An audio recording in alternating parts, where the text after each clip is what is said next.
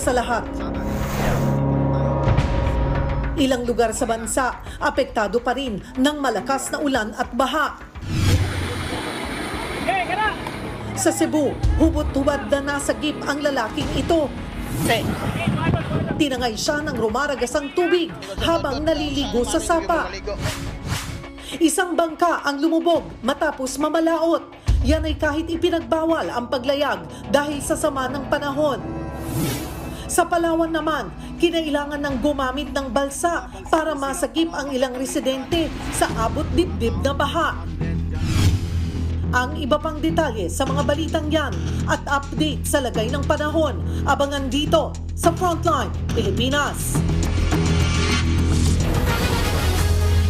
Live mula sa himpilan ng News 5. Simulan na ang balitaan dito sa Frontline Pilipinas. Magandang gabi Pilipinas, ika-17 araw ng Setyembre taong 2024. Kasama ang buong pwersa ng News 5. Narito na mga po ang frontline na balita. Dating Mayor Alice Go at ang abogadong nagnotaryo ng kanyang counter-affidavit ginisa sa Senado dahil sa hindi nagtutugmang kwento. I invoke my right against self-incrimination po. Biktima po ako. I am invoking my right against self-incrimination po. Pati ugnayan ni Alice Go at Sual Pangasinan Mayor Dong Kalugay, inungkat. Hindi kayo lovers in Pogo? Ay hindi po, Your Honor. Isang dating PNP chief tumulong daw para makatakas si Alice Go noong Hulyo. PNP, NBI at Bureau of Immigration nagsanib puwersa na sa paghahanap kay Attorney Harry Roque na may contempt order sa Kamara. 15 bayan sa Palawan apektado ng pananalasa ng bagyong Hener. Ang update sa galaw ng bagyo, alamin. 5 menor de edad na ibinubugaw umano sa halagang 3,000 piso na sagip sa Angeles City, Pampanga. Babaeng sospek, timbog. Sa Frontline News Abroad, van sa England sa United Kingdom tinangay ng karnaper. May-ari ng sasakyan, kumapit at nakaladkad. At sa showbiz, sikat na webtoon series ng K-pop group na Enhypen gagawing anime. Patay ang isang lalaki sa Southern Leyte matapos makuryente sa kasagsagan ng bagyong Hener at Habagat. Habang sa Cebu naman, tinangay ng rumaragasang ilog ang isang lalaki. Nasa frontline ng balitang yan, Simon Gualvez. Pero ayang buhay yun, ayang buhay. Alang yung buhay. Hubot-hubad na ang isang lalaki habang hinihila ng mga rescuer para masagip sa ilog sa Toledo City, Cebu. Naliligo lang siya nang biglang rumagasa ang tubig dahil sa ulang dala ng bagyong Hener at hanging Habagat. Sa Cordova, Cebu naman, isang bangka ang lumubog matapos mamalaot. Yan ay kahit ipinagbawal ang paglayag dahil sa sama ng panahon. Nasagip naman ng 5 sakay.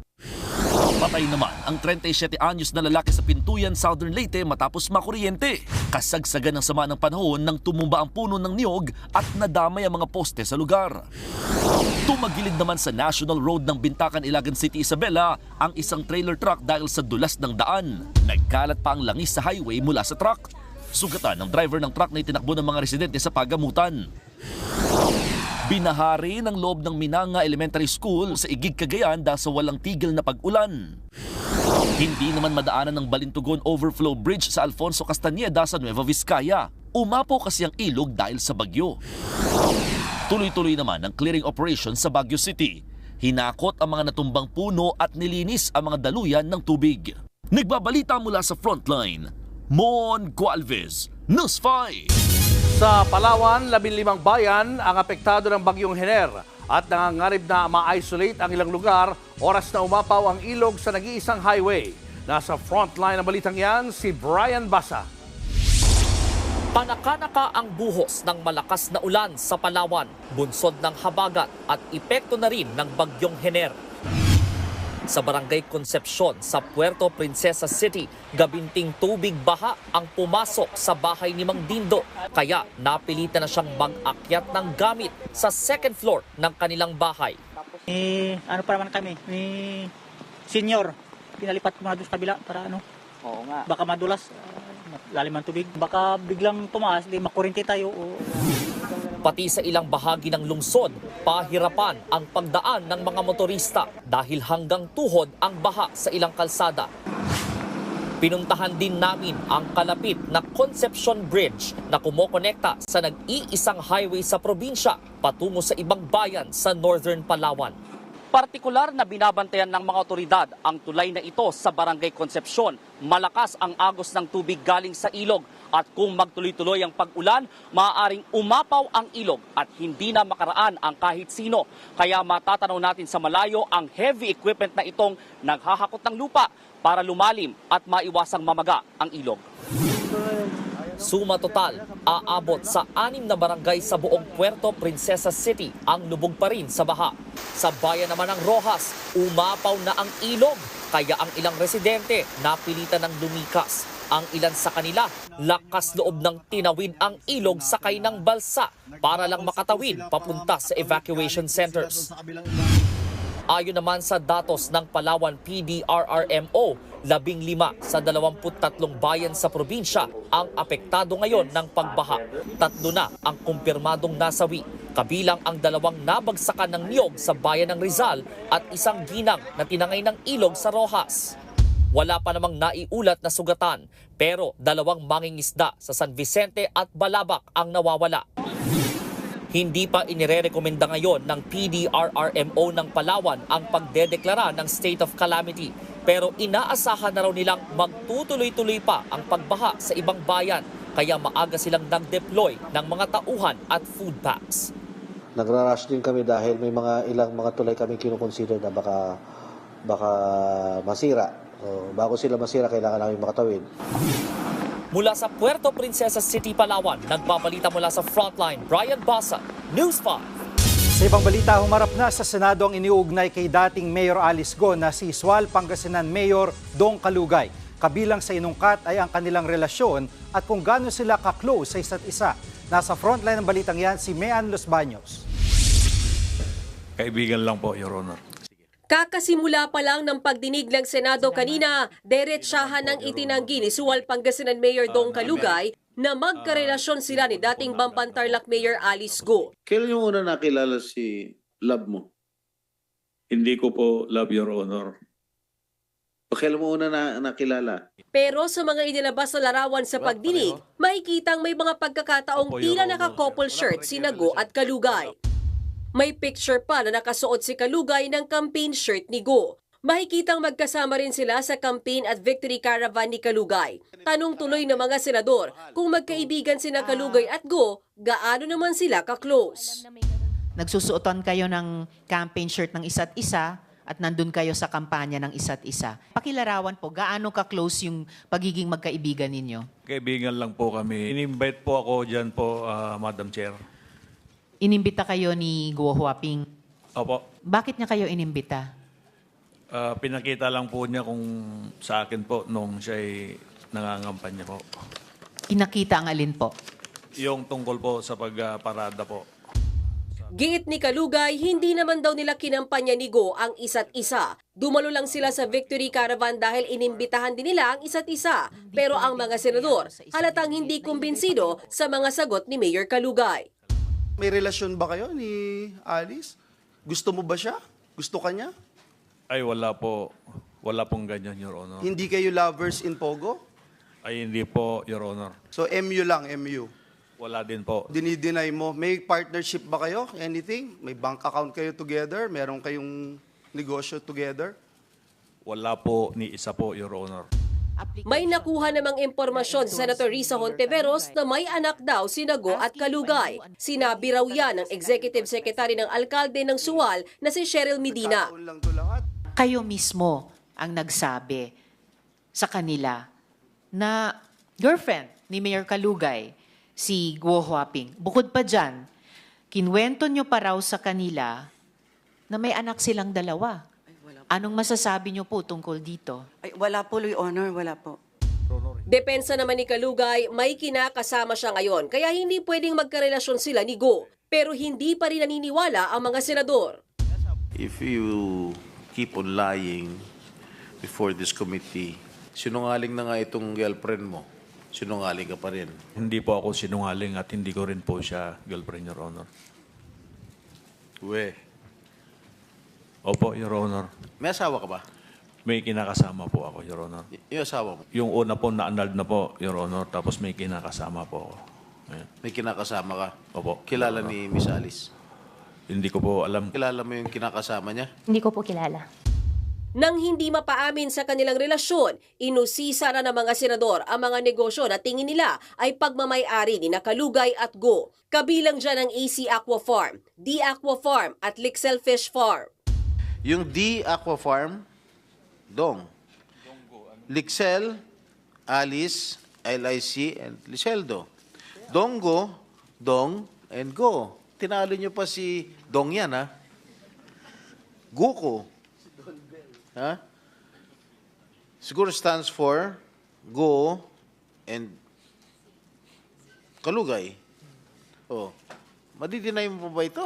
Wala po kung ganyang negosyo po, Your Honor. Sinungaling to. Pinabulaanan din ni Kalugay na kanya ang Alicel Aqua Farm na pinaniniwala ang pinagsamang pangalan ni na Alice at Liceldo. Ayon kay Kalugay, trucking business lang ang meron siya. Naniniwala ang mga senador na kung mapapatunayang magkasosyo nga sa mga negosyo, sila Mayor Kalugay at Alice Go, posible raw na nagagamit ang naturang mga negosyo bilang front para maipasok ang pera mula sa ilang iligal na aktibidad na may kaugnayan sa money laundering. Sinilip din sa Senado ang Happy Penguin Resort na ang lupang kinatatayuan nito ay pagmamay-ari ni Mayor Kalugay. Pero ayon sa alkalde, binenta niya na ito noong Hulyo sa halagang 1.2 million pesos matapos daw siyang magipit noon. Suspetsya ng ilang senador, sa naturang resort daw nagtago si Go bago umalis pa Malaysia noong Hulyo. May pinakita ring mga resibo para sa construction materials sa pagdinig para sa Happy Penguin Resort at 3LNQ Farm kung saan nakapangalan kina Go at Kalugay. Naunang nakuha ng News 5 ang mga resibo na ito. Sinadya pa ng aming team ang address ng 3LNQ Farm sa mga Tarem, Pangasinan. Ang pagkakaalam daw ng mga taga roon, si Go ang may-ari nito. Napag-alaman din ng News 5 na isa itong malaking compound na may babuyan at 13 gusali sa loob. 3LNQ Farm. Hindi ba sa inyo ito? Hindi po, Your Honor. Kila Mayor Alice po yan. Yes po, yun po yung figure ko po. Bakit may resibo si Mayor Kalugay dito sa pagdala ng materyales? Tumawag po si Mayor Alice kung saan po makakabili po ng murang mga construction supply kasi po ang family business po namin construction supply. Ang sabi ko, sige, mayroon kaming pinagkukunan na kumari po ni Ate Che. Doon na lang po kayo kumuha. Pruweba naman daw na talagang malapit sina Kalugay at Go ay dahil nagkakatrabaho din ang kanilang mga empleyado. Halos wala namang sagot-sigo sa mga tanong ng senador tungkol sa mga issue dahil baka ma-incriminate daw siya. Nagbabalita mula sa Frontline, Mean Los Baños, News 5. Isa pang malaking pasabog sa pagdinig ng Senado ang umano'y pagtulong ng isang dating PNP chief para makatakas si Alice Guo. Inusisa rin sa pagdinig ang in-advance na pirma ng dating alkalde sa kanyang counter affidavit. Nagbabalik si Mean Los Baños. Basta yun lang naman na. 200 million pesos. Ganyan daw kalaki ang perang pinansuhol umano sa isang mataas na opisyal ng Bureau of Immigration para makalabas ng Pilipinas, si Alice Go o Go Waping. Inaalam na yan ng BI. Pero ang mas nakakagulat ayon sa PAGCOR, hindi lang immigration official ang sangkot, kundi isa pang mataas na dating opisyal daw ng PNP. Alin pong PNP units ang binabanggit sa usap-usapan? Hindi PNP unit, ma'am, but personalities. PNP personality. Sino-sino po? I think it was mentioned the former chief PNP. Which one? I don't know, ma'am, but former chief PNP daw. Bukod dyan, meron din daw mga police personnel na tumatanggap ng buwanang suhol mula sa dating alkalde. Hindi nabanggit ang kanilang mga pangalan dahil bini-verify pa ito ng PNP. Si Senator Ronald Bato de la Rosa naman na dating hepe ng PNP, agad nilinis ang kanyang pangalan. Pwede bang malaman kung sino itong former chief PNP? I am concerned because I am a former chief PNP. Baka mamaya mayroong lalabas na script dyan na si Bato ay tumatanggap ng pera galing sa'yo. Wala pong ganun pong nangyayari. Sigurado ka? Sigurado po ako. Walang Kilala mo ba ako? Unang linggo ng Hulyo nang umalis ng Pilipinas ang dating alkalde ng Bamban Tarlac. Sa pagdinig kanina, lumabas na August 14 ang petsang nakalagay sa counter affidavit ni Go para sa kasong qualified human trafficking. Tanong ng mga senador, paanong napirmahan niya ni Go noong Agosto kung Hulyo pa lang wala na siya sa bansa? Required kasi sa pagpapanotaryo na dapat humarap ang mismong pumirma. Paliwanag ng dating alkalde. Yung last page po ng document po, na-sign ko po. Na-sign mo saan? Na-sign ko po bago po ako umalis. Gawa na ba yung affidavit? Opo, partially, may natapos na po. Kumbaga, in advance ni Alice Go ang pagpirma niya sa huling pahina at idinikit na lang sa kabuuan ng counter affidavit. Ang sekretary raw ng dating alkalde na si Kat Salazar ang inutusang mag-print ng dokumento at magkabit ng last page. Yes po, Your Honor. Pinakuha po ni ma'am. Saan nanggaling yung signed documents? Tumawag po siya, Your Honor. Ang sabi po niya, punta daw po ako sa bahay niya, may kukunin po isang brown envelope. Nasa drawer po niya, Your Honor, sa room po niya. Ang sabi po niya, i-attach ko daw po sa last page nung affidavit po niya. Inutusan din daw si Salazar na humingi ng tulong sa executive assistant ni Sual Mayor Dong Kalugay para makahanap ng abogadong magnonotaryo. Isang kadante ang sinasabing hininga ng tulong ng tauhan ni Mayor Kalugay.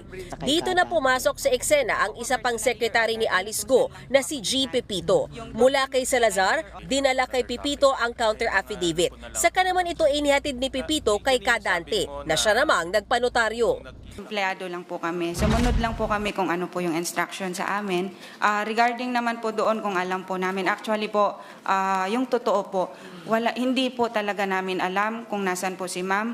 At nang tanungin si Go tungkol dito, matipid ang kanyang sagot. Sinong abogado nag-prepare nito at pinirmahan mo 1.5 months ahead of the counter affidavit?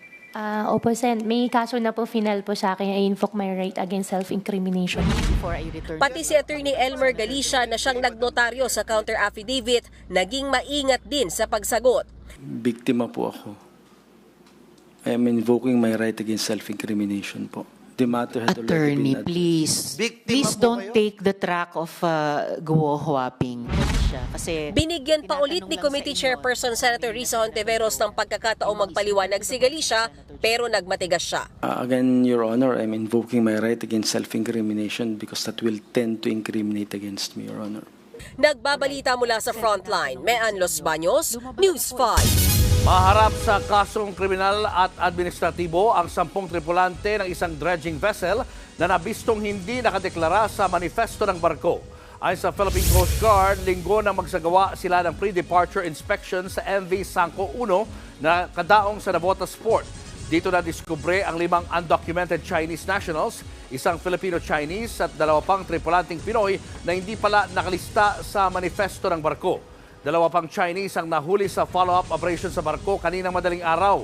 Base sa investigasyon ng PCG, may ginagawang dredging at dumping activity sa Mindoro at Manila Bay ang barko. Pero iimbestigahan pa rin nila kung ano ang ginagawa ng mga Chinese sa nasabing barko. Nakipag-ugnayan na rin sila sa Chinese Embassy at sa iba pang ahensya para sa investigasyon. Well, accordingly sa translator nila is tinuturuan yung mga Filipino kung paano mag-operate ng equipment. But then again, hindi pa rin sila dineclare na ando. Siguro kung sa criminal side, kung meron talagang sa criminal aspect, kung anong gawin, kung find out natin or based sa ating investigation, pag makita natin na may basehan, na may ibang activity sila na ginagawa, definitely we will file a case against them. Sa kulungan din ang bagsak ng isang lalaki mahigit isang dekadang nagtago. Wanted siya sa panggagasa sa isang minor de edad na nabuntis niya. Nasa frontline ng balitang yan si Gary De Leon. Inaaresto ka namin sa bisa ng warrant of arrest sa kasong rape. Walang palagang lalaking yan nang arestuhin ng mga operatiba sa kanilang bahay sa Pililla, Rizal noong Biyernes. Siya ang tinuturong suspect na gumahasa at nakabuntis sa 15 anyos na biktima noong 2012. Simula na mangyari ang krimen, mahigit isang dekadang nagtago ang suspect. Base sa investigasyon, magkapitbahay si alias Santiago at ang biktima sa Valenzuela. 3 beses pinagsamantalaan ng suspect ang minor de edad hanggang sa nagdalang tao ang bata. Tinuturing din na isa sa mga top most wanted ng Valenzuela si Santiago. Tumanggi siya magbigay ng pahayag. No comment po ako, ma'am. Sa ngayon, nakakulong na ang suspect sa Valenzuela City Police para sa 3 counts ng kasong rape. Nagbabalita mula sa Frontline, Gary De Leon, News 5. Gustong higpitan ng lokal na pamahalaan ng Quezon City ang parusa sa mga close contact na hindi nakikipagtulungan. Meron daw kasing mga hindi sumasagot sa kanila kaya hindi na monitor. Nasa frontline ng balitang yan, si JC Cosico. Isang lalaking taga Quezon City na walang travel history abroad ang nagpa-check up kamakailan sa doktor. Pero napansin ng sumuring doktor na may mga lesions o sugat sa likod ng tenga at iba pang bahagi ng kanyang katawan. Kaya inirefer siya sa Quezon City LGU para masuri. Hanggang sa makumpirma, Mpox pala ang tumama sa kanya. Siya na ang ika-4 na kaso ng Mpox sa lungsod. Nagpapatuloy pa ang kanyang home isolation. Pumasok pa umano ang lalaki sa trabaho bago pa makumpirma na mayroon siyang Mpox. Nakapasok pa si patient the moment na meron na siyang symptoms, which is very wrong. Kasi the moment na magkaroon tayo ng symptoms onset, may it be rash or fever, considered as infectious na tayo.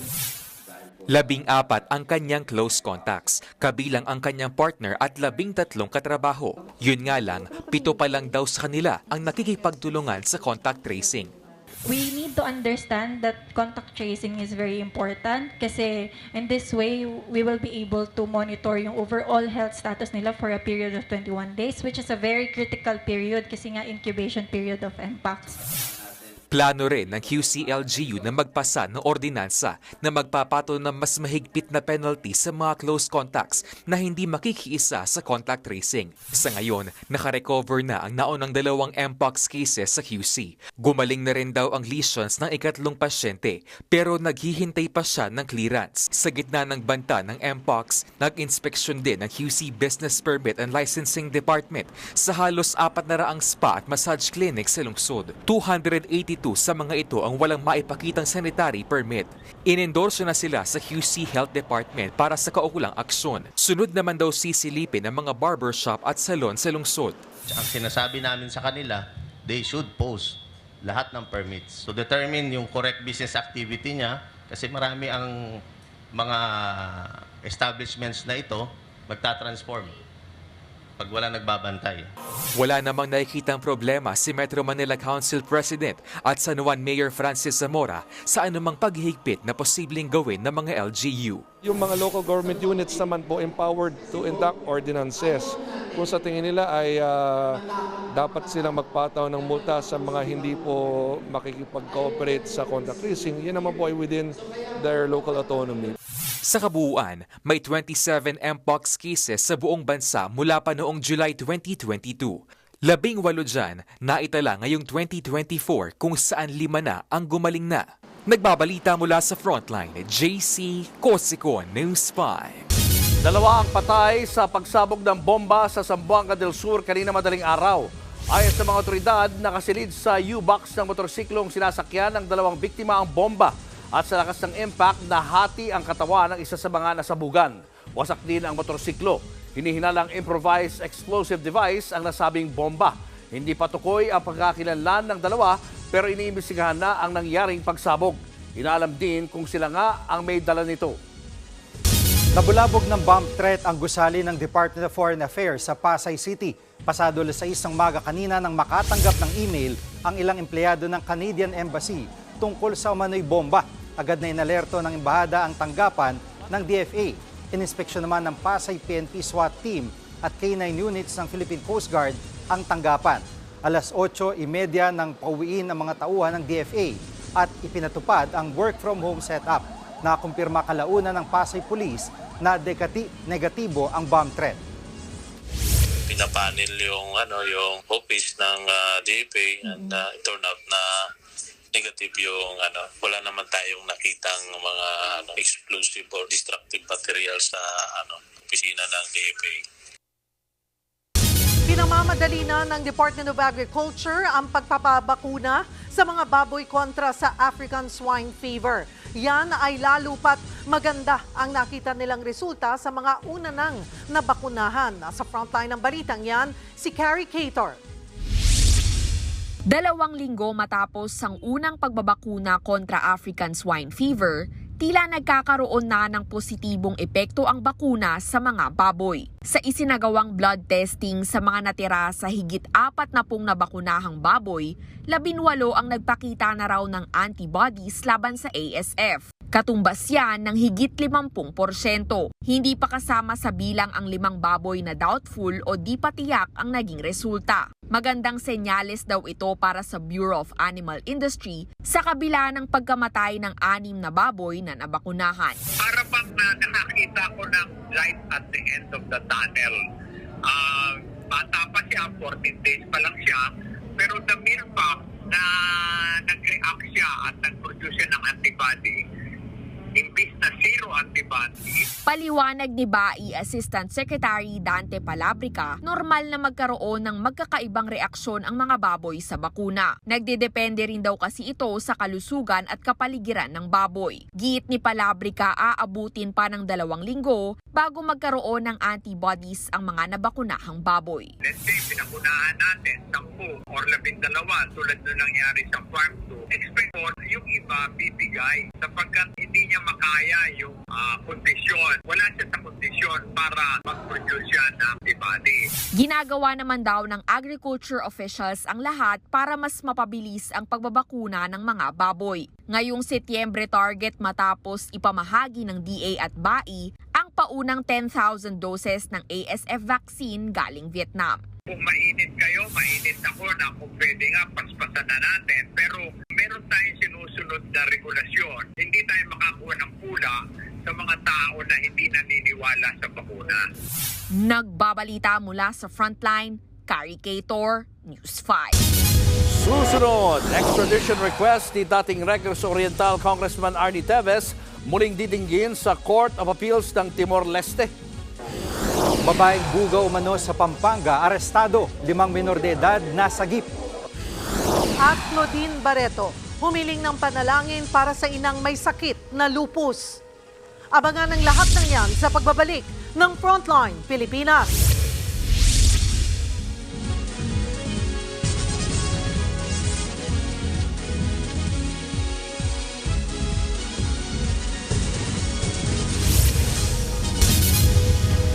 Mga kapatid, Julius Babaw po, nasa Middle East o saan mang dako ka ng mundo, manatiling may alam at may pakialam sa mga mainit na balita dito sa ating bansa.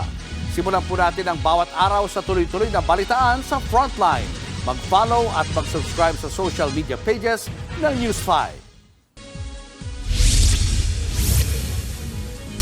Sa halagang 3,000 piso, binubugaw umano ang 5 menor de edad na nasagip sa Angeles City, Pampanga. Ang sospek, kunwari iniampon ang mga batang kalye saka ibubugaw sa mga dayuhan. Nasa frontline ng balitang yan si Elaine Fulgencio. Nagulat at napaiyak ang babaeng ito nang bigla nilang palibutan ng mga ahente ng NBI sa ikinasang entrapment and rescue operation sa isang resort sa Angeles City, Pampanga. Ang pakay ng operasyon, ang babaeng si Alias Sheila na isang bugaw. Ayon sa NBI, maila pang sospek na palipat-lipat ng lugar. During the past years, sa Pasay, meron silang bar na tinatambayan doon. Tapos after nun, nag-concentrate na sila dito sa Pampanga, particularly sa Angeles, sa mga bars. Yung market po talaga niya ay foreigners po talaga. Hindi rin po siya nag-i-engage pag hindi foreigner yung kausap. Sa isang kwarto, naabutan ang 5 menor de edad na babaeng nasa 15 hanggang 17 anyos. Ayon sa NBI, ibinubugaw sila sa halagang 3,000 pesos. Ang isang 13 anyos, nagkasakit pa raw. Yung mga batang naglalayas, yung mga batang may problema sa kanilang pamilya, yun po yung tinatarget niya at pinapatira niya po doon sa bahay niya. Nahaharap sa reklamong Qualified Human Trafficking Act at Child Trafficking Act ang sospek. Sasailalim naman sa psychological intervention ang mga nasagip na biktima. Nagbabalita mula sa Frontline, Elaine Fulgencio, News 5. Nagsanib puwersa na ang PNP, NBI at Bureau of Immigration sa paghahanap kay Attorney Harry Roque na may contempt order sa Kamara. Hamon ng mga mambabatas kay Roque, harapin ang mga kinakaharap na issue. Nasa Frontline ng balitang yan si Marian Enriquez. Lumipas ang buong weekend pero hanggang ngayon hindi pa rin mahagilap ng mga otoridad si dating presidential spokesperson Harry Roque. Ayon kay PNP Chief Romel Marbil, patuloy ang pagtugis kay Roque. Yan ay matapos siyang ipakontempt ng Kamara sa hindi pagsumite ng mga dokumentong hinihingi sa kanya para makita kung paanong lumobo ang yaman ng kanyang mga kumpanya at kung may kaugnayan ito sa mga pogo. Nakikipag-ugnayan na ang PNP sa National Bureau of Investigation at Bureau of Immigration. All effort po ng ginagawa po ng all law enforcement, not only the Philippine National Police, but all law enforcement po ang tumutulong po sa paghanap po niya po. Tuloy-tuloy naman po yung paghanap po namin. Hindi naman po kami hihinto. Hindi lang ito kay Harry Roque. Sa lahat ng taong merong processes galing sa ahensya, be it warrant of arrest, be it contempt, sundin lang po natin ang batas. Bumuo na rin ang tracker teams para matunto ng dating opisyal. Kahit hindi mahagilap, nakapag-live stream pa sa Facebook kahapon si Roque at sinabing hindi siya pugante at pinapower trip lang siya ng Kamara. Hindi ako pugante dahil ako po ay lumabag sa batas. Pugante ako sa Kongreso lamang. Wala po akong pakialam. Hindi po tama yung ginagawa nila. Pasigaw-sigaw, kapag ayaw na sagot, contempt kaagad. Nagpa-power tripping na po sila. Hihintayin daw ni Roque ang desisyon ng Korte Suprema sa inihain niyang petisyon na kumekwestiyon sa arrest order ng Kamara. Habang naghihintay, hindi raw siya susuko. Pinabulaanan naman ni Quad Committee Chairman Ace Barbers ang akusasyon ni Roque na nagpa-power trip lang ang Kamara. May hamon pa siya kay Roque. Kailangan pa ba mag-power tripping ng mga Quadcom chairs? 'Di ba? Marami ho sa amin ay mga bago. Ako, graduating ho ako. Kailangan ko ba mag-power trip? Alam nyo, maraming sinasabi ito si Attorney Harry Roque sa likod ng Quadcom o sa labas ng Quadcom. Pakalalaki ka, umarap ka dito sa amin, hindi yung nakatalikod ka palagi sa Quad, doon ka nagsasalita. Ayon kay Barbers, mismong si Roque ang nagboluntaryo na magsumite ng mga dokumento tungkol sa kanyang mga kumpanya. Wala ho kaming interest doon sa kanyang yaman. Ang aming interest is kung ano yung link ng Biancham Corporation at yung PH2 Corporation na siyang may-ari doon sa Lucky South 99. Yun ang interest ng Quadcom. Tingin naman ni House Committee on Public Order and Safety Chairman Dan Fernandez, ipinapakita lang ni Roque na may itinatago siya sa kanyang pag-iwas. If we really wanted to evade, if we really wanted to not to attend and pursuing other things in order to avoid it, then there will always be a presumption of guilt. Sa Webes ang susunod na pagdinig ng Quad Committee kung saan muling imbitado si Roque. Inisyuhan na rin ng show cause order ang kanyang asawang si Myla Roque matapos makailang ulit na hindi dumalo dahil umano sumailalim ng medical surgery. Nagbabalita mula sa Frontline, Marian Enriquez, News 5. Itinanggi ng Department of Justice na napawalang bisa ang extradition case ni dating Congressman Arnolfo Teves Jr. sa Timor-Leste. Ayon sa DOJ, nagdesisyon ang korte roon na dapat maibalik sa Pilipinas si Teves. Sa kabila niyan, magkakaroon ng panibagong paglilitis sa Court of Appeals ng Timor-Leste ang extradition case ni Teves. Dahil daw yan sa pagkwestiyon ng kampo ni Teves sa bilang ng mga husgado na nagdesisyon sa kanyang kaso. Pero kumpiyansa naman ng DOJ na pareho lamang ang magiging resulta ng panibagong paglilitis. Inaasahan din nilang matutuloy sa takdang panahon ang extradition o pagpapauwi sa dating mambabatas. Hinihiling ng Pilipinas na maibalik sa bansa si Teves dahil sa kaso nitong pagpatay kay dating Negros Oriental Governor Roel Degamo at iba pa.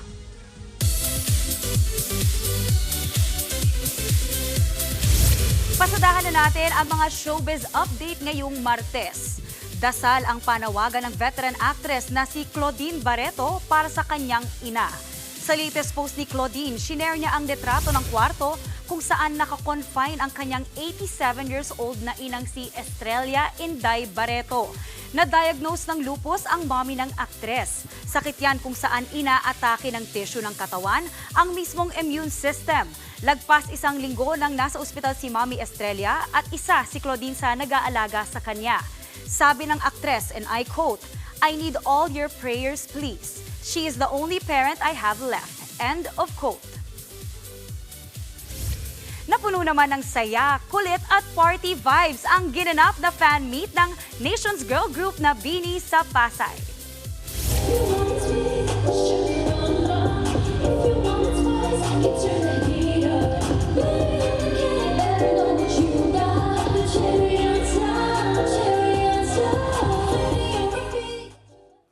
Daan-daang blooms na nakakuha ng mga espesyal na Jolly BINI photo cards ang nakisaya sa event. Kahit mga bata, present. Kaya naman ang BINI, game na game ring nag-perform ng ilan nilang hit songs. Collab event yan ng BINI sa kilalang Pinoy fast food chain. We'd like to thank all the Blooms and all the Jolly BINI fans. BINI's talent, energy, and relatability make them a perfect match for Jollibee's Cheesy Yum. And their positive image as well is very fit for today's generation and reflects Jollibee's values of joy and Filipino pride. Susunod, 8 sugatan sa banggaan ng pampasaherong bus at 2 truck sa Isabela. At pagtangay ng van sa England. Sa pool sa CCTV, may-ari na sinubukang pigilan ang mga kawatan, kaya nakaladkad. Yan at iba pa sa pagbabalik ng Frontline Pilipinas.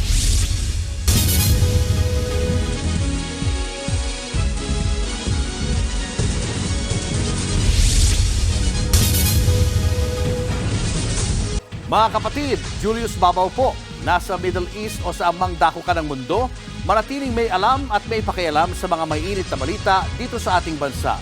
Simulan po natin ang bawat araw sa tuloy-tuloy na balitaan sa Frontline. Mag-follow at mag-subscribe sa social media pages ng News 5. 8 sugatan sa karambola ng isang bus at 2 truck sa Nagilian, Isabela kahapon. Pasak ang harap ng bus sa lakas ng pagkakasalpok sa 12-wheeler. Base sa investigasyon, parehong biyaheng panorte ang bus at truck hanggang sa nagminor ang truck para pumasok sa isang rice mill. Dito na bumangga nakabuntot na bus na dumausdos hanggang tamaan ang isa pang nakaparadang truck. Dinala naman sa pagamutan ang mga sugatang driver at pasahero.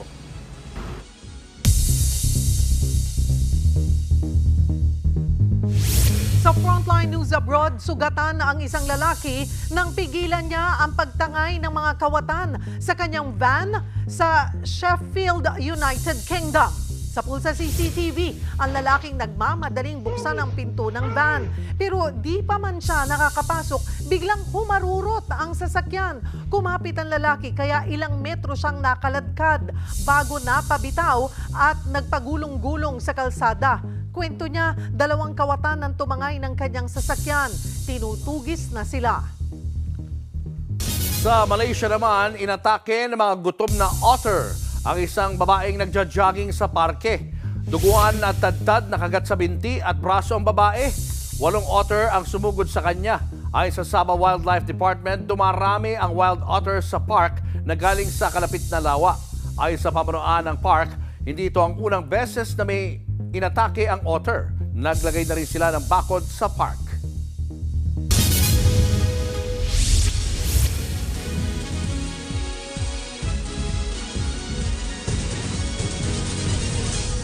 Mga kapatid, Jiggy Manikad po, nasa Middle East o saan mang dako ka ng mundo, manatiling may alam at may pakialam sa mga mainit na balita dito sa ating bansa.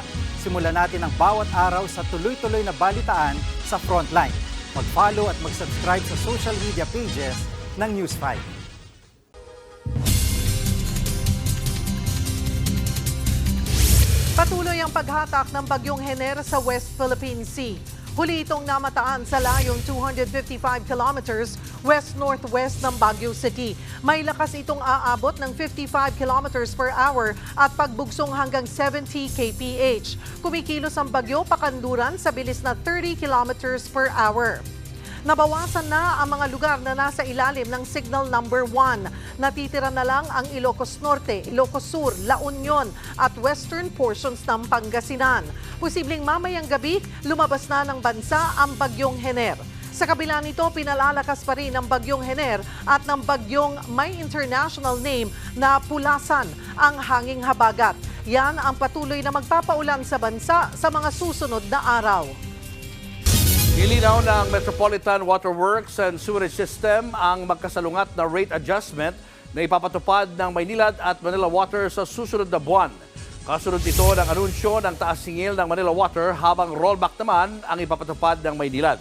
Paliwanag ng MWSS, sa US dollar nakabase ang loans ng Manila Water habang sa Japanese yen naman ang sa Maynilad. Ang rate adjustment sa susunod na buwan ay dahil sa tinatawag na Foreign Currency Differential Adjustment. Ito po yung paggalaw sa singil depende sa halaga ng foreign currency. Una nang sinabi ng Manila Water na papalo sa hanggang halos 17 pesos ang kanilang taas singil depende sa konsumo. Habang halos piso hanggang higit 6 pesos naman ang menos sa bill ng Maynilad consumers depende rin sa konsumo. Si Maynilad Chairman Manny V. Pangilinan ay chairman din po ng TV5.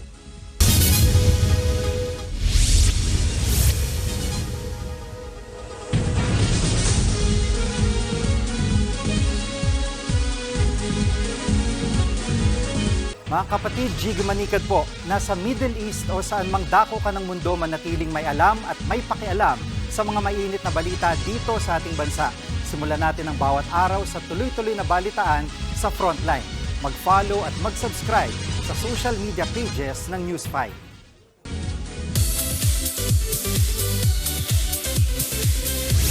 Eto na nga, magiging anime na ang webtoon series ng K-pop group na ENHYPEN. Ang inyo pong napapanood ay ang trailer ng Dark Moon, The Blood Altar. Tampok dyan ang 7 miyembro ng grupo. Inilabas ang trailer ng Japanese entertainment company na Aniplex. Sila ang nag-produce ng mga sikat na anime series, gaya ng Demon Slayer at Full Metal Alchemist. Ang Dark Moon, The Blood Altar naman ang ENHYPEN ang isang webtoon collaboration noong 2022.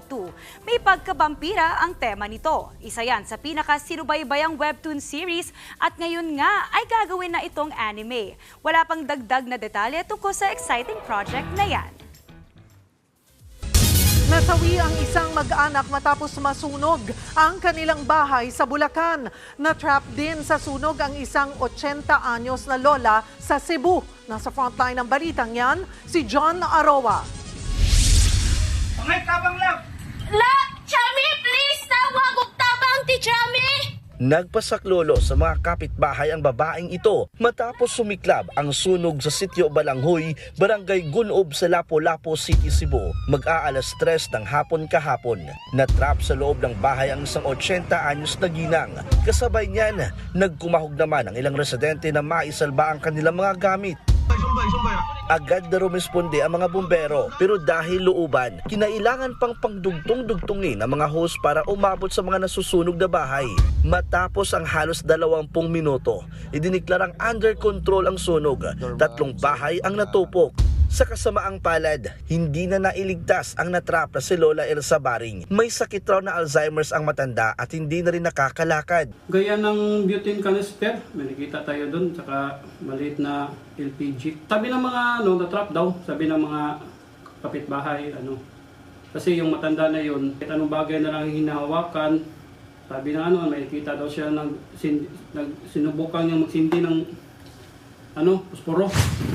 Nasawi rin sa sunog ang isang mag-anak sa Barangay San Jose, Bulacan, madaling araw kanina. Natrap sa loob ng kanilang bahay ang mag-live-in partner at ang 8 taong gulang nilang anak. Malapit na po sila sa exit eh. Hindi lang po sila umabot na sa tingin ko po sila po ay nasa pocket at nag-collapse na po. 8 meters away po dun sa gate. Sa investigasyon, lumalabas na nagsimula ang sunog sa paupahang tindahan ng mga biktima. Patuloy pang inaalam ang sanhi ng sunog. Nagbabalita mula sa Frontline, John Aroa, News 5. Sa ibang balita, dose-dosenang barko pa rin ng China ang nagkalat sa Escoda Shoal ilang araw matapos umuwi sa Palawan ang nag-iisang barko roon ng Philippine Coast Guard. At sa kabila nito, tiniyak pa rin ng militar na hindi maaagaw sa atin ng China ang bahura na sobrang lapit lang sa Palawan at Ayungin Shoal. Nasa frontline ng balitang yan, si Brian Castillo. Nakadaong ngayon sa pantalan sa Puerto Princesa, Palawan, ang BRP Teresa Magbanwa ng Philippine Coast Guard. Matapos umuwi mula sa halos 5 buwang pagpapatrolya sa Escoda Shoal. Nabutas ang tagiliran ng barko, kaya kailangang isailalim sa repair. Pero malaking tanong ngayon kung anong kahihinatnan ng Escoda Shoal habang walang ipinampoposting bantay ngayon ang Pilipinas. Base kasi sa latest monitoring ng Philippine Navy, nasa 45 barko pa rin ng China ang naiwan sa Escoda Shoal. Pero ayon sa Armed Forces of the Philippines, hindi ito nangangahulugan na nakubkob na ng mga Chinese ang bahura na pasok sa ating exclusive economic zone. They have never been in control. Their presence there is illegal. Hindi ito patentero na naharangan ka hindi ka makapasok. Ayon sa AFP, nakakalabas-masok pa rin sa Escoda ang mga barko nila. Bagamat malaking hamon daw talaga ang mga nagkalat na barko ng China, nalulusutan pa rin daw sila ng Pilipinas. We are still able to perform our mandate in the conduct of our maritime patrols in the area, and we will continue to do that. Bagamat hindi na nagbigay ng detalye, kinumpirma naman ng PCG na nag-deploy na sila ng barko sa Escoda Shoal na pamalit sa umuwing BRP Teresa Magbanwa. Habang ang AFP may iba raw ginagawang paraan para isulong at protektahan ang karapatang soberanya natin sa Escoda. Again, there are a range of different capabilities that are sea-based, air-based, or space-based that we are developing in conjunction with our partners and allies to be able to monitor not only Escoda but the entire West Philippine Sea. Matagal nang mainit sa mata ng China ang Escoda Shoal na ilang milya lang ang layo sa mainland Palawan. Malapit din ito sa Ayungin Shoal kung nasaan ang BRP Sierra Madre at sa Recto Bank na sinasabing mayaman sa deposito ng langis. Hinala ng militar, gustong magtayo ng China ng artificial island dito. Pero ayon sa Amerika, malinaw na walang karapatan ng Beijing sa bahaging ito ng West Philippine Sea. There's no legal basis for the PRC's maritime claims in the South China Sea, and the dangerous ways in which it attempts to enforce those claims put Filipino lives and livelihood at risk. And I wouldn't want to forecast what this particular incident might mean, other than to say that we continue to support our Philippine allies. Sa gitna ng dumaraming barko ng China malapit sa Ayungin at Escoda, tiniyak naman ng AFP na kaya pa rin nilang magsagawa ng resupply mission sa BRP Sierra Madre. Nagbabalita mula sa frontline. Brian Castillo, News 5. Iniimbestigahan ng Philippine Army ang ulat na may ilan umanong Army Reservist ang kabilang sa grupong Angels of Death na tumatayong private army ni Pastor Apollo Kibuloy. Ayon sa militar, nakikipag-ugnayan na sila sa Philippine National Police para i-verify kung totoo ang nasabing impormasyon. Lalo't may 500 membro ng Kingdom of Jesus Christ o KOJC ang reservist din sa AFP. Una nang sinabi ng PNP na mayroon na silang listahan ng mga posibleng membro ng Angels of Death ni Kibuloy. Trabaho raw ng mga ito na takutin ang mga biktima ng pastor para hindi magsumbong sa mga otoridad. Ayon naman sa militar, wala silang direktang control sa mga reservist nila, kaya ipaubayan na nila sa PNP ang pagsasampa ng kaso. Kung mapatunayan mang sangkot sila, law enforcement kasi ito eh. So on the part ng Army naman, dahil reservist sila, administrative sanctions lang siguro. Dead on the spot ang isang may-ari ng karinderya matapos barilin sa ulo sa Ginubatan, Albay. Base sa investigasyon, nagpanggap na customer sa kainan ang dalawang suspect. Nang pumasok saglit ang biktima sa kusina, sumunod ang isa sa mga suspect sa kabinaril ang biktima sa ulo. Agad tumakas ang dalawa sakay ng motorsiklo. Inaalam pa kung kakilala ng biktima ang mga suspect at kung ano ang motibo sa pamamaslang. Sa Naga City, arestado naman ang 4 na lalaking sangkot sa pagpatay sa isang namamanata. Nakunan sa video ang pambubugbog ng grupo sa biktima hanggang sa mahulog siya sa Bicol River. Nangyari yan sa gitna ng prosesyon ng Peña Francia sa lungsod. Bangkay ng natagpuan ng biktima nung araw ding yon. Wala namang paliwanag ang mga nahuling suspect sa pambubugbog. Mahaharap sila sa reklamong homicide. Valid ba ang mga kasal na binasbasa ni dating Bamban Tarlac Mayor Alice Go? Yan po ang tanong ng isang kongresista sa patuloy na pagtatalo kung Chinese o Pilipino ba si Go. Nasa frontline ng balitang yan, si Marian Enriquez. Sakaling mapatunayan ngang hindi Pilipino si dating Bamban Tarlac Mayor Alice Go, paano ang mga binasbasan niyang kasal kung hindi naman pala siya otorisadong gawin ito? Yan ang tanong ni 4Ps Party List Representative JC Abalos sa plenary debates ng budget sa Kamara. Kasi nakalagay po sa ating batas na kung walang authority to solemnize ang isang solemnizing officer sa isang kasal, void po ang kasal. So ang ibig sabihin po nito, magiging void na rin po ba lahat ng mga Pilipinong ikinasal niya?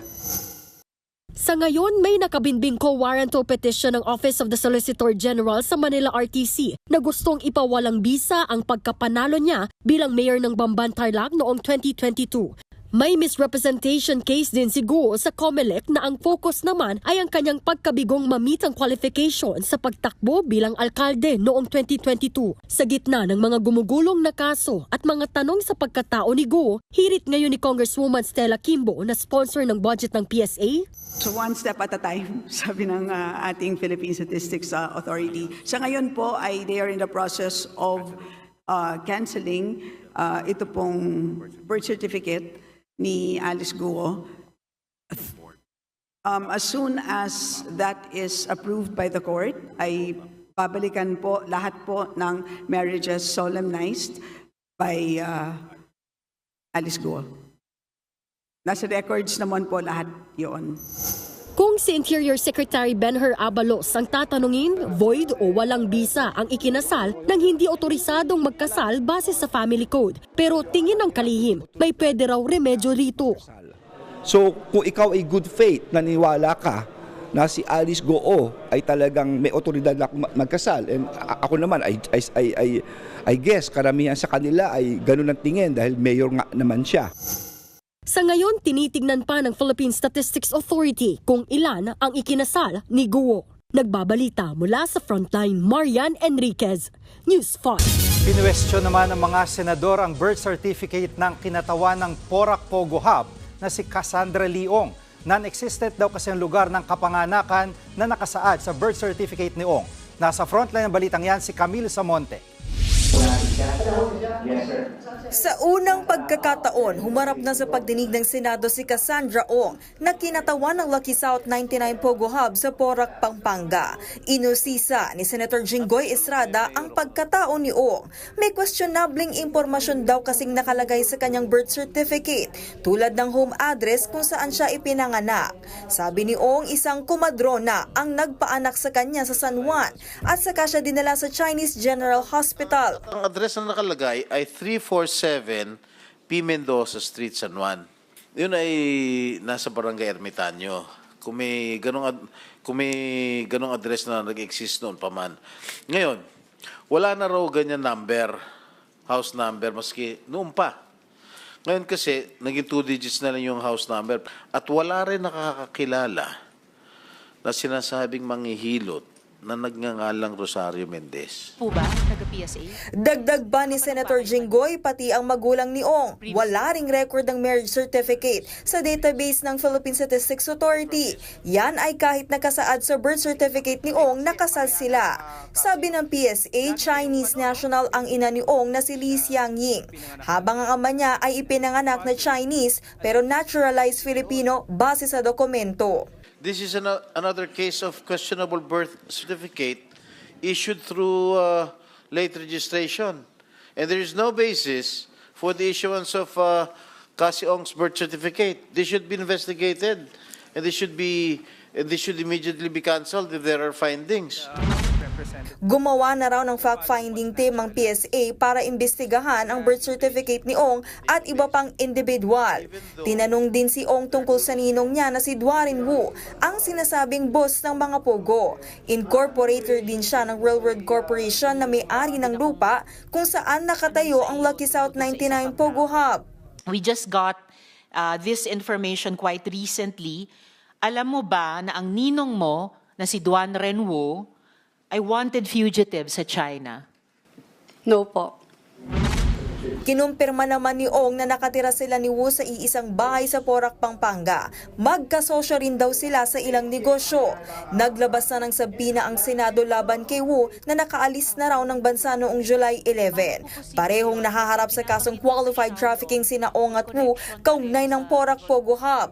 Nagbabalita mula sa Frontline, Camille Samonte, News 5.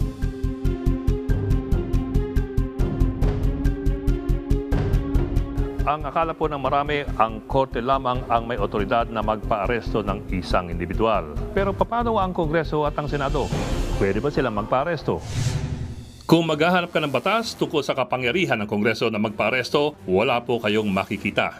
Pero Korte Suprema na rin po ang nagsabi na may ganyang angking kapangyarihan ng Kongreso. Sa desisyon ng Korte Suprema noong taong 1950, sinabi po nito na bahagi ng kapangyarihan ng Kongreso ang investigation in aid of legislation. Minsan daw kasi, kailangan ng brasuhan para makuha ng Kongreso ang impormasyon na kailangan nito sa isang investigasyon. Gayunpaman, noong 1950 pa lamang, may mga kondisyon ng nilatag ang Korte Suprema. Una, kailangan galangin ng Kongreso ang right against self-incrimination. Pangalawa, ang investigasyon ay bahagi ng constitutional mandate nito na investigation in aid of legislation. Pangatlo at pangapat, ang mga tanong ay kailangang may kinalaman sa investigasyon. Hindi maaaring ipilit ang tanong na walang kaugnayan sa pakay ng investigasyon. Diyan po magkakatalo sa mga argumento. Pero ito pa, matapos po ng 7 dekada, naglabas ng panibagong desisyon ng Korte Suprema na nagdaragdag ng mga kondisyon bago ang Kongreso ay maaring magpa-aresto. Ito po ang kaso ni Lincoln Ong at Michael Yang sa investigasyon ng Senado sa Farmally Corporation. Ang dalawa kasi pinakulong ng Senado sa dahilang nagsisinungaling daw sila sa Senado. Sa kanyang desisyon noong Nobyembre 2023, may 4 na limitasyon na pinatawang Korte Suprema sa pagpapa-aresto ng Kongreso. Una, siyempre, ito'y dapat in aid of legislation. Pangalawa, ito'y naaayon sa Rules of Procedure ng Kongreso. Pasok naman daw sa dalawang yan ang Senate investigation. Pero ang sabit ng Senado ay sa pangatlo. Kailangan daw igalang ng Senado at Kongreso ang karapatan ng iniimbestigahan nito. Ayon sa Korte, hindi nabigyan ng tunay na pagkakataon na magpaliwalag ang dalawa. At hindi raw sapat ang isang hearing para magdesisyon na kasinungalingan ang kanilang testimonya. Kailangan daw tingnan ang totality of evidence. At eto pa, ayon sa Korte Suprema, hindi maaaring walang katapusan ang pagpapakulong sa isang testigo. Kung ang isang tao ay pinapakulong dahil sa investigasyon, kailangan siyang pakawalan pagtapos na ang investigasyon. Kaya't yan po ang mga batayan para ating suriin kung yung mga sunod-sunod na pagpapatawag at pagpapaaresto ng Kongreso ay meron nga bang batayan sa batas o maaaring questionin sa Korte Suprema.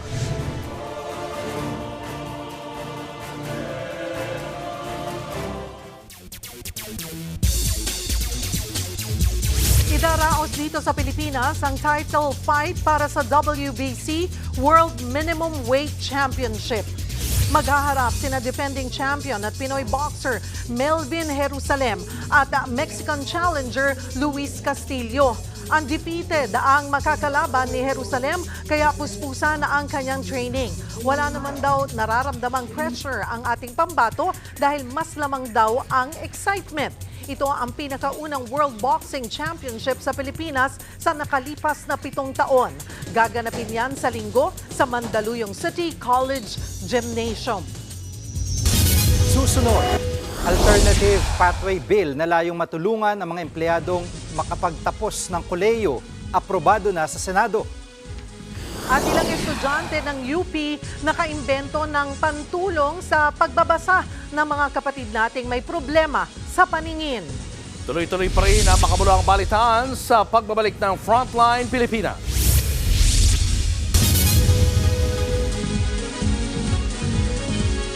Mga kapatid, Cheryl Cosim po. Nasa Estados Unidos, Canada o saan mang dako ka ng mundo, manatiling may alam at may pakialam sa mga mainit na balita dito sa ating bansa.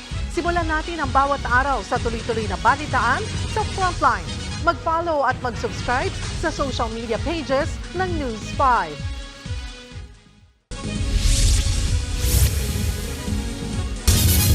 Kinwestiyon sa Kamara ang mahigit 115 million pesos na hinihiling na confidential funds ng Office of the Ombudsman para sa 2025 budget. Mula kasi sa 31 million pesos na confidential funds noong 2023 at 1 million pesos ngayong taon, biglang lumobo ang proposed confidential fund ng Ombudsman sa 115.6 million pesos. Pero lumalabas ding hindi naman nagagastos ng Ombudsman ang kabuuan ng kanilang confidential funds. Kaya tanong ni House Deputy Minority Leader Franz Castro, bakit ganun kalaki ang nire-request na confidential funds sa ahensya? Paliwanag naman ni Ombudsman Samuel Martires, pwede naman daw ilipat sa ibang gastusin ng ahensya ang sobra sa kanilang confidential funds. Para mayroon kaming bargaining that is 70 out of the, di ba, kung 100 yun, 70 be allocated to other operating expenses or MOE. Diba? So ano lang yun, it's not really for confidential fund. That was what I was saying, kung magkano lang ibigay nyo, okay lang sa amin. Kahit may binabantayan kaming kaso na importante, hindi ganun ka sabihin, hindi namin kailangan ganun kalaking pera. Aprobado na ng Senado ang Alternative Pathway Bill na layong bigyan ng pagkakataon ng mga hindi nakagraduate ng kolehiyo na makakuha pa rin ng college degree. Sakali may isang batas, palalawigin ang Expanded Tertiary Education Equivalency and Accreditation Program para isama sa mga pwedeng mag-apply ang mga walang degree pero mayroong work experience na di bababa sa 5 taon. Bukas ang programa sa lahat ng mga manggagawang Pilipinong edad 23 years old, pataas, na may high school diploma o ALS diploma. Makatutulong din kung sumailalim sa mga training sa related na sa kanyang field ang aplikante. Malaking bagay sa pag-aaral ng mga kapatid nating may kapansanan sa paningin ang sistema ng Braille. Yun nga lang, sa kabila ng mga modernong teknolohiya, pahirapan pa rin ang pag-access at paggamit ng mga visually impaired nating kapatid.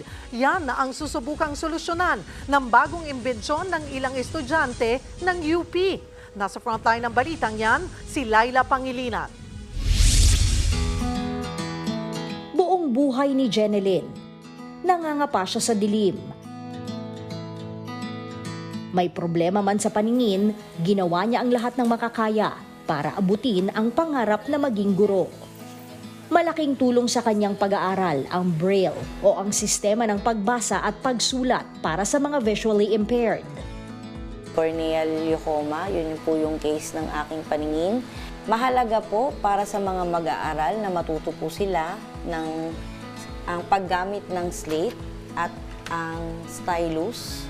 Nakakapagsulat na rin sila and at the same time, mababasa po nila yung mga nasusulat nila. Ang slate at stylus ay katumbas ng lapis at papel na ginagamit para magsulat ng Braille. Mayroong mga butas na nakaayon sa pattern ng Braille ang isang slate, habang ang stylus ang ginagamit para i-emboss o paumbukin ang pattern sa papel.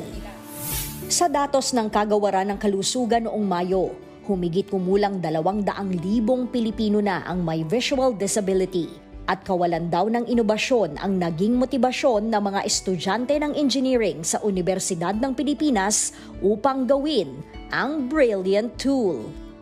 Napansin ko na wala masyadong mga innovations towards sa mga devices for PWDs. Tapos yun na nga sa Braille, nakapag-research rin kami at nakipag-usap sa mga occupational therapists, PWD students, visually impaired teachers, PED teachers, ganyan, para rin malaman namin kung ano ba talaga yung problema or kung ano yung mga kailangan pa ng innovation. Ang nagsimula lamang bilang project sa isang subject, naging brilliant idea. Kumpara sa traditional Braille slate na kasing laki ng isang bond paper, mas maliit at naitutupi ang imbensyon ng grupo ni Cyril at Gabriel. We found out na medyo nahihirapan, especially yung children, kapag binibitbit itong mga A4 size na Braille slates. Nakabuo kami ng Braille slate na as small as 1/4 sheet bond paper. Mas easy to handle, mas portable, and mas madali siyang gamitin, especially kapag nasa meetings, kapag nasa church, if you want to jot down notes on the go. Sumasailalim pa sa development ang Brilliant Tool para sa mas mabilis at murang produksyon. Ang mga gaya ng grupo ni Cyril at Gabriel ang patunay na ang kabataan ay pag-asa pa rin ng bayan. Saludo kami sa husay at galing ninyo, Cyril at Gabriel. Nagbabalita mula sa Frontline. Laila Pangilinan, News 5.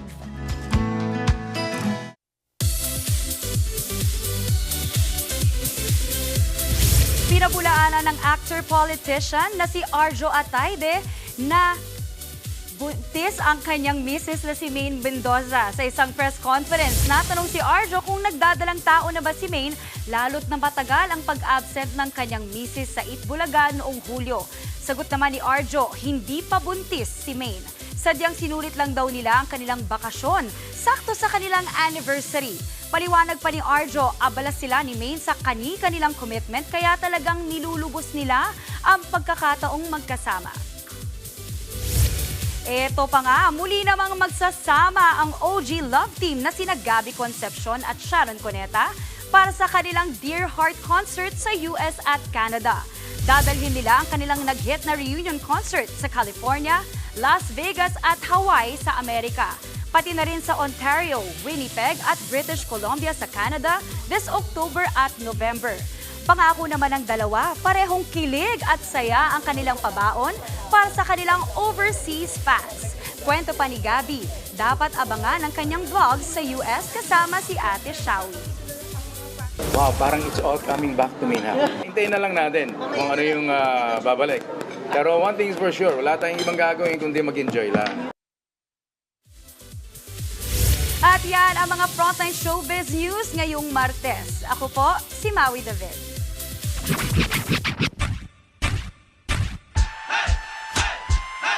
Aba, basta kalukuhan ang ating mga kapatid, abay hindi po pahuhuli riyan. Mapa-prank o mga nakakakamot ulong mga paandar, napakarami natin yan. Kahit nga mga pagiging honest ng mga bata ay nakukunan din ng hindi sadya. Ano raw ba ang tawag sa ating mga ama? Sagutin natin yan sa Kwento Sang Minuto. Usong-uso ngayon ang iba pang uri ng prank, tulad ng kailangan mong pigilang mahulog ang unan. Sampol muna! Tingnan mo lang sampol! Sampol muna! Ginaw tatlo ha! And 1, 2, 3! Tingnan mo, mula lang ka agad, wala pa man! Kaya mo! Kaya mo ba? Ikato ha! And 1, 2, 3, go! Go!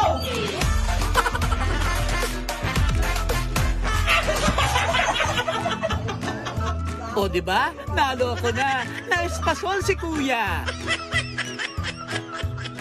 Yung binigyan ka ng surpresang cellphone. Wow! Pero pagbukas mo, tindi ng laman, inasal with Andy Rice. Aba, sobra namang marketing style to. Walis na matibay, pwede mong ihampas sa chismosa mong kapitbahay. Aroy! Ang pwede lang umattend sa party ng fur baby ko ay mga asong may breed. Breed ba yun o brand? Wow, eto, nabili ko bagong unit. May palamig na, may pa-music pa. Chug, chug, chug, chug. Yung happy-happy ka sa outing nyo, tapos na wrong turn ka. Eto, masarap daw magturo sa mga bata. Di sila marunong magsinungaling. Pamilya ay binubuo ng nanay, tatay, ate, kuya, amo. Ang ating mga nanay naman ang ating ilaw ng kaya yan o.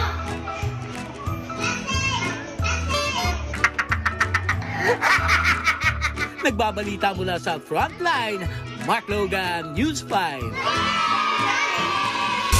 Yun ang real talk. Diba? Honest na honest, lasing. Ang bata hindi pwede magsinungaling. Sakto.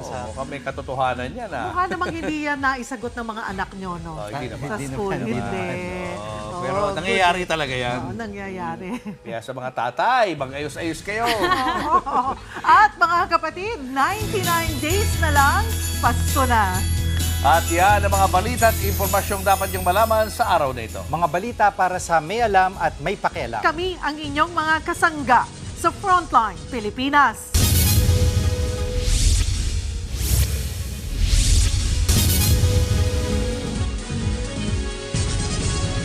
Mga kapatid, Cheryl Cosing po. Nasa Estados Unidos, Canada o saan man dako ka ng mundo, manatiling may alam at may pakialam sa mga maiinit na balita dito sa ating bansa.